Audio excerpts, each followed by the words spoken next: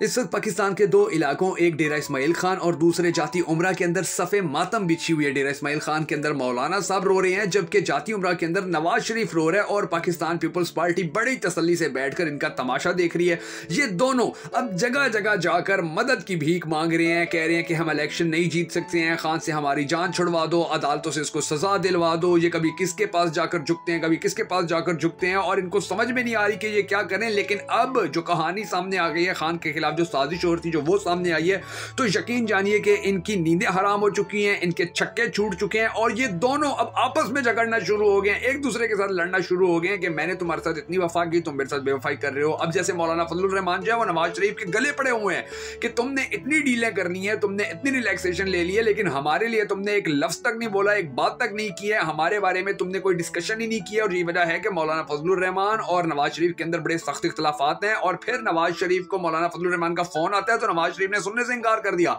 मौलाना फजलुर रहमान ने कहा कि नवाज शरीफ साहब मैं आपसे मुलाकात करना चाहता हूं, बैठ के डिस्कशन करना चाहता हूं। तो मौलाना जो नवाज शरीफ था उसने मिलने से इनकार कर दिया। अब इनके फासले इतने बढ़ चुके हैं और ये दोनों अब अपने आप को बचाने के लिए एक अपनी कोशिश करेंगे, अपने आप को बचाने के लिए चाहे यानी कि गरम, अब जमीन गरम है तो मौलाना कोशिश कर रहे हैं कि मैं नवाज शरीफ को अपने पैरों तले देकर अपनी पांव बचा लूं और नवाज शरीफ कह रहे हैं कि मैं मौलाना को कुर्बानी का बकरा बना लूं। एक दूसरे को नीचा दिखाकर ये अपने आप को बचा रहे हैं, क्योंकि नवाज शरीफ और मौलाना के लिए अब इमरान खान एक भाऊ बन चुका है, एक ऐसा डरावना ख्वाब बन चुका है कि जिसने इनकी नींदें हराम कर दी है। सियासत तो इनकी खत्म हो गई, वो तो खड्डे लाइन लग गई, वो तो उसका तो किला ठुक गया, वो तो बढ़ गई है, लेकिन जो इनका सुकून था, इनकी नींद थी, वो बर्बाद हो गई है। अब ये परेशान है, इन पे कपकपी तारी हो गई है, अब इनकी कांपे टांग रही है, इनको समझ में नहीं आ रही कि हम इस खान से कैसे जान छुड़वाएं जो जेल के अंदर बैठकर भी हमारी मत मार रहा है, जो जेल के अंदर बैठकर भी हमें जलील और रुस्वा कर रहा है, जो जेल के अंदर बैठकर भी हमें सियासत नहीं करने दे रहा, जो खुद जेल के अंदर बैठा हुआ है, वो तो जल से जलूस कर नहीं सकता और उसने हमें जल से जलूस करने के काबिल नहीं छोड़ा हुआ है। ऊपर से फिर जो अमेरिका के साथ मिलकर अब ये जो साजिश कर रहे थे, वो सारी नवाज शरीफ की जो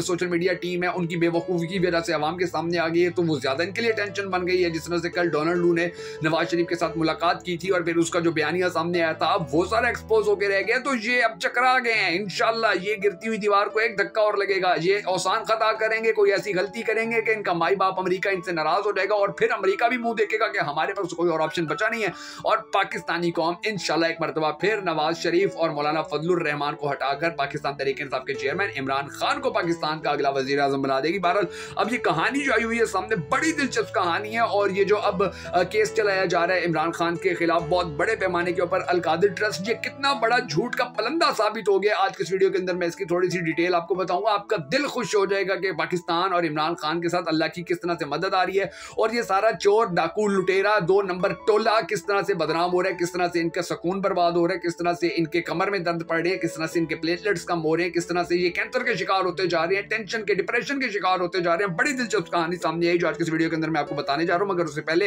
हम सबको हमेशा की तरह अल्लाह तबारक व तआला के हुजूर गिड़गिड़ाकर ये दुआ करनी है कि हमारे पाक परवरदिगार हमारे मुल्क के हालात के ऊपर रहम फरमा, हमारे मुल्क के हालात को बेहतर कर, पाकिस्तान का अगला वजीर आजम उस शख्स को बना कि जिससे ये पाकिस्तानी कौम बड़ी टूट कर मोहब्बत करती है और वो भी पाकिस्तानी कौम से बड़ी टूट कर मोहब्बत करता है। अगर आप भी हम सबके साथ मिलकर इस दुआ में शामिल होना चाहें तो कमेंट सेक्शन के अंदर आमीन जरूर लिख दीजिएगा। मैं हूं शकील हैदर और आप देख रहे हैं आपका मोस्ट फेवरेट चैनल बगा फैक्ट्स। अच्छा, अब नून लीग को पाकिस्तान के अंदर जो रेड कारपेट बिछा कर दिया गया, अब उसकी कुछ एग्जांपल्स सामने आने शुरू हुई हैं। वो ये एग्जांपल्स भी पाकिस्तानी कौम के आगे आना बड़ी जरूरी है कि एक जानिब नून लीग को जहां रिलीफ पे रिलीफ मिल रहा है, नून लीग को जहां पर छुट्टी पे छुट्टी मिल रही है, नून लीग को जहां पर 100/100 नंबर दिए जा रहे हैं, वहीं पर खान के गिर्द जो घेरा है वो तंग करने की कोशिश की जा रही है। और नवाज शरीफ और मौलाना फजलुर रहमान की ये यानी कि ये क्योंकि शाही खानदान से ताल्लुक रखने वाले लोग हैं, तो इनकी अब एक और फरमाइश सामने आई हुई है कि जी खुदा का वास्ता है इमरान खान को सियासत में ना आने दो, इमरान खान को इलेक्शन के अंदर ना आने दो, और अगर मजबूरन पूरी दुनिया के अंदर रुसवाई से बचने के लिए आप इसको इलेक्शन में लाते हो, इसकी पार्टी को इलेक्शन में लाने की इजाजत देते हो, तो फिर इसके खिलाड़ियों को गायब कर दो, इसके खिलाड़ी ना मिलें, यानी कि खेलने वाले कोई ना हो, इनको कोई बेस्ट में बैट्समैन ही ना हो, बस हम खाली विकेटों के ऊपर बॉल कराएं और वो खाली विकेट को जाकर बॉल लगे और आउट हो जाए और इस तरह से हम ये मैच जीत जाए। यानी कि अब इनकी ये सिचुएशन बनी हुई है और फिर इसके ऊपर इंप्लीमेंट करने की भी कोशिश की जा रही है। अब वो कैसे, मैं आपको ये बताता हूं कि अब देखिए कितना बड़ा केस था आशियाना इकबाल केस, जिसके अंदर तकरीबन 16,000 गरीब पाकिस्तानियों का पैसा डूब गया था। अब उस आशियाना इकबाल केस के अंदर शहबाज शरीफ को एहतसाब अदालत ने बरी कर दिया है। अब अदालतों के ऊपर तो कोई डिस्कशन नहीं कर सकते हैं या अदालतों के ऊपर तो कोई कमेंट हो नहीं सकता है, लेकिन आशियाना इकबाल रेफरेंस के अंदर नैब ने अदालत को यह बताया था कि सर जी इसके अंदर 16,000 गरीब शहरियों के 61 करोड़ रुपए डूब गए हैं और ये इनकी स्कीम थी और इन्होंने स्कैम किया है, इनको सजा मिलनी चाहिए, और फिर फैसला ये आता है कि जी इनको बरी कर दो। अब शहबाज शरीफ के अलावा 9 और भी बहुत बड़े बड़े लोग थे जिनको अब इस केस के अंदर बरी कर दिया गया। बहरहाल ये एक कोशिश ये की गई है, और आपको ये भी याद होना चाहिए, ये हिस्ट्री का हिस्सा है, हमारे बच्चों को, नौजवानों को बड़ा जरूरी है इस बात का पता हो कि दूसरी तरफ खान को इस केस के अंदर फंसाने की जब कोशिश की गई थी माजी के अंदर, तो जो नैब के चेयरमैन थे आफ्ताब सुल्तान, उन्होंने अपनी कुर्सी को ठुड्डा मार दिया था। हालांकि राणा सनाउल्लाह ने उनको धमकियां दी थी कि इस केस के अंदर इमरान खान को ठोक के रखो,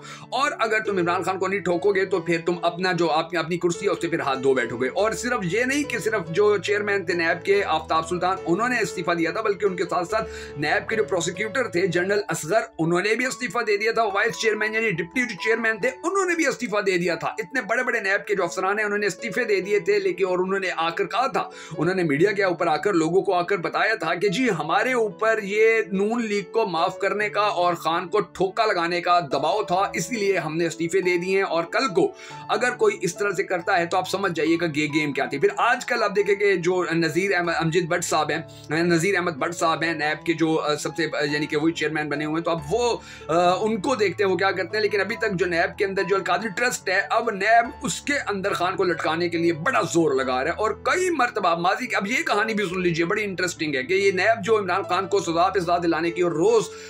जो पेशियां वो लगा रहा है, यही नैब माजी के अंदर इमरान खान का, ये जब इमरान खान जेल नहीं था, ये कितनी बार इमरान खान के पास गए थे, सारे डॉक्यूमेंट्स दिए, सारी इन्वेस्टिगेशन की, सारी बातचीत की, लेकिन ये रेफरेंस दायर नहीं करते थे कि जी ये करप्ट है, इसने 2 नंबरी किया, इसने पैसा खाया, क्योंकि उनको पता था जो डिटेल हमारे पास आ रही है उसके मुताबिक तो ये जो अलकादरी ट्रस्ट है इसके अंदर तो उल्टा खान को अप्रिशिएट किया जाना चाहिए, क्योंकि खान की वजह से ही हुकूमत का 1 टका लगे बगैर, किसी तरह की जालसाजी किए बगैर, 2 नंबरी किए बगैर हुकूमत के खजाने में 190 मिलियन पाउंड आए थे, और वो सुप्रीम कोर्ट के अकाउंट में अभी तक पड़े हैं इसी अलकादरी ट्रस्ट के चक्कर के अंदर। अच्छा, अब हुआ ये